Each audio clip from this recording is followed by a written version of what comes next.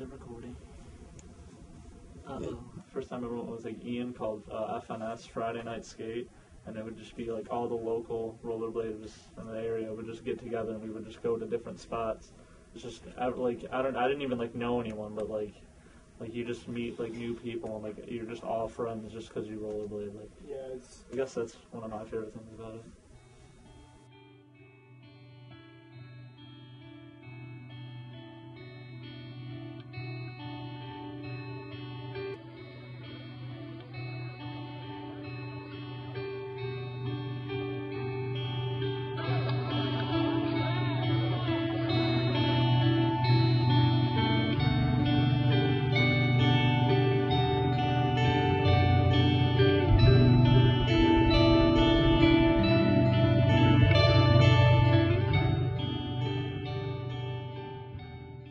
About 5th grade, I think I got my first actual pair of aggressive skates.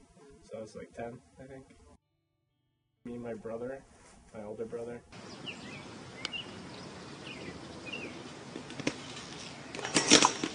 Oh, my asshole! 2 years older than me. We used to be friends with this kid down the block from us, and he had a little, like a steel practice rail in his driveway. We would always see him skating, and I thought it was the coolest thing ever.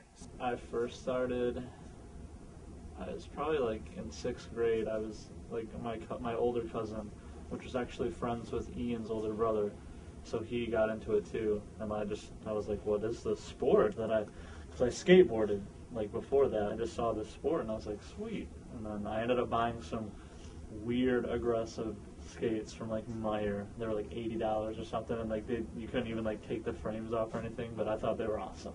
My friends Nick and Nate, you know, they made a video called Sore Thumb that came out a few years ago, and me and my friend Jake and Adam were the 3 stars of that.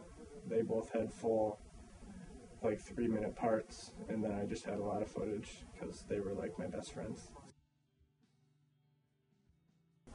During the Bitter Cold Showdown and stuff, like, I've met and hung out with like all my favorite rollerbladers multiple times, and I mean some of them even remember me from like the year before. Bitter Cold Showdown. It was in Ohio, Boardman, Ohio, at Vertigo Skate Park. I guess that's where it started. And it's probably the biggest comp, rollerblading comp, out of all of them. And it's still like probably one of the only ones that's still around. And it's the first one, like the only one I've really ever been to. If we were skateboarders, it's just like if we were skating with like Tony Hawk or Bob Burnquist or something, like one of the huge names in skateboarding, or even like Shaun White or any of the street skaters. Like you're just skating with all these dudes that you just met, and they're all really good, but it doesn't matter because you're all just skating together and it's cool.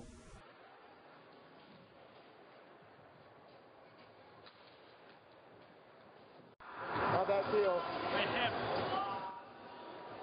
I've never had really any bad injuries, I don't think. I mean, I have messed up my wrists a few times. Okay, well, the dumbest thing that ever happened to me rollerblading in my entire life.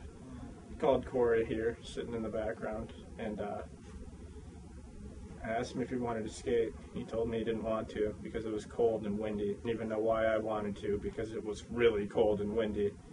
But I was killing it, doing stuff that I'd never done before, and then the first time I fell all day on a trick that I shouldn't have tried, I thought I broke my ankle, but the doctor said I had my skate on, so it protected my ankle from breaking, and it ended up breaking my shin bone, my fibula, and then I tore the tendon that connected the two of them, and then sprained my ankle too.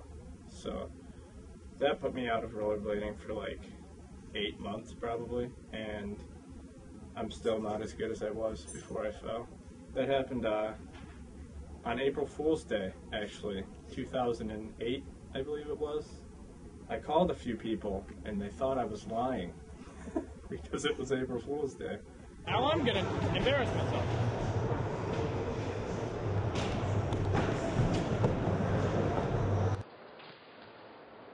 I hope that just more kids get into it and it gets bigger, but I mean,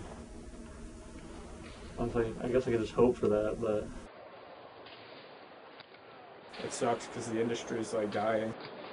It's only in like a few movies and TV shows like every 10 years, and I don't know if I even see it picking back up like anytime in the near future, but hopefully sometime like people remember how crazy it is. I hope it just stays somewhat alive and people still do it, because it really is a great sport.